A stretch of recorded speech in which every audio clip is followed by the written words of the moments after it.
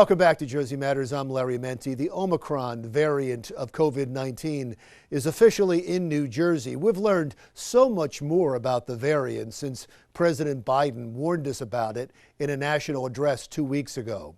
Here's Dr. Reynold Panettieri, Vice Chancellor for Translational Medicine and Science at Rutgers University. Doctor, as always, thanks for your time today. I wanted to talk about the Omicron variant. The president, when it was still in its infancy and in Southern Africa, had a national address, and we didn't know much about it at that point. We know more now, right? Correct. It was interesting when a variant becomes so prevalent, especially in a country, it raises everyone's awareness. But our science has to catch up with the identification of the variant. And as you alluded to, that first couple days was really frightening. We actually saw a big hit in the stock market, right? Because people felt this was going to be another Delta variant. Indeed, the spike protein, which is so important to get the virus into cells, had 32 different mutations compared to Delta, which had 9 variants from the original natural virus. So, it had all the makings of the perfect storm. But as time went on, what we found is that our vaccines are actually effective. Maybe we don't get as many antibodies, but after the booster, and that was the news today, is that you're pretty well protected. Now, there's been 13 named variants, and we haven't had national addresses before. This was really the first one. Even Delta didn't get a national address in the very beginning of Delta. Was that a good idea? Should we get out in front of these? Well, I think it is important to know that this virus varies and will mutate. It'll continue to mutate, and we will continue to see more variants, no doubt about it. But you know what? When a virus mutates, it wants to survive. So it has a survival advantage. Actually, a mutation that kills the host, in this case humans, is not very favorable for a virus, since the virus wants to live. If the hosts die, then there's no more virus host. So the important point here is variants will continue. It is important to recognize that a variant exists so that the rest of the world can start to test for it. So I think the information that was obtained was important. We saw a big uptick in South Africa.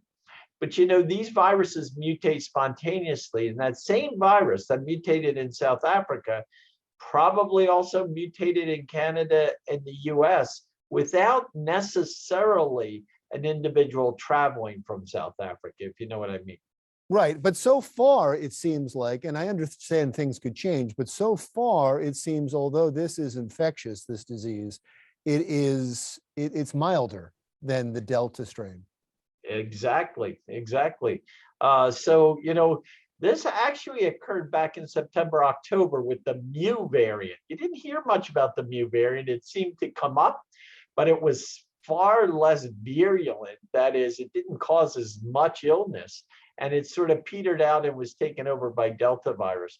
So, the radar is up for looking at variants, the characteristics of the variants, and its ability to cause human disease. And in this case, you're right.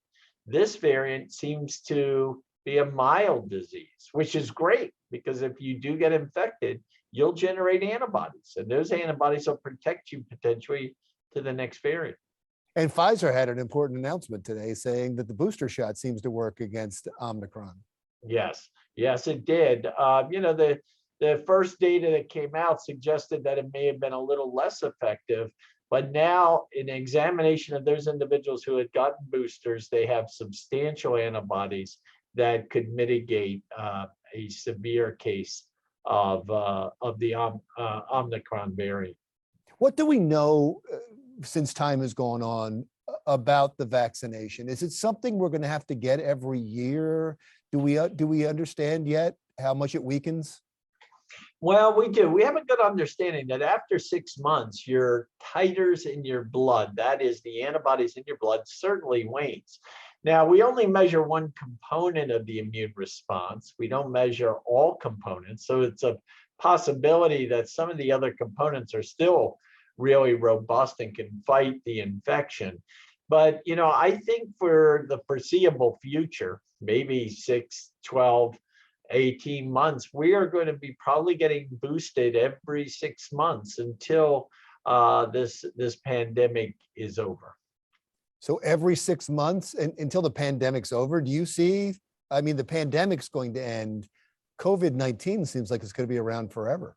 It's going to be around, but it's going to get down to a level that's very manageable. The virus, the Spanish flu virus is still with us. And that's decades ago.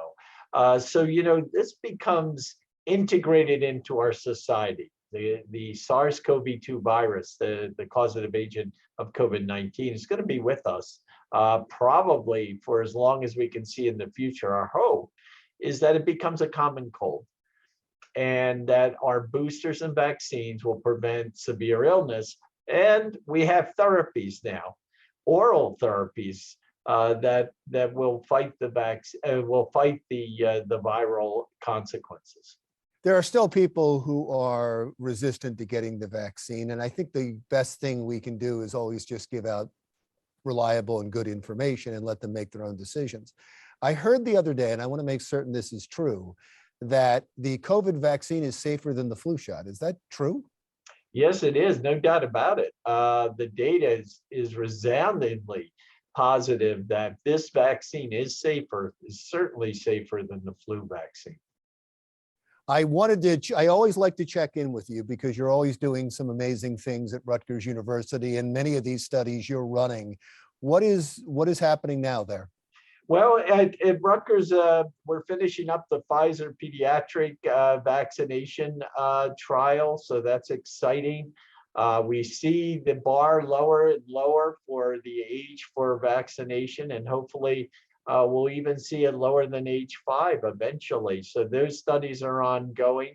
We've just completed other studies using probiotics to enhance the immune response to COVID.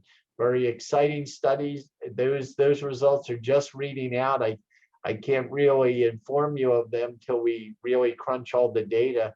But we're looking for novel approaches to treat those with infection so that they don't get critically ill, don't need a hospital, don't need an ICU or a ventilator. That is probably at the forefront right now, as we also continue the vaccination trials that we've done with J&J. We were the second largest globally recruiter. That study is ongoing, looking at the immune response over the next year or so to the J&J vaccine and the booster. So lots going on, Larry. It's an exciting time for Rutgers. It's an exciting time for the world where science can step up to the plate and hit a home run so quickly in getting over 180 million Americans vaccinated in such short order. No, it has been amazing. And I know you've been a big part of it, sir. Thank you again for your time. It's my pleasure. Have a great day. Thank you. You too. Dr. Reynold Panettieri, Rutgers University. Still to come, some exciting news in the treatment of type 1 diabetes. Is it a possible cure?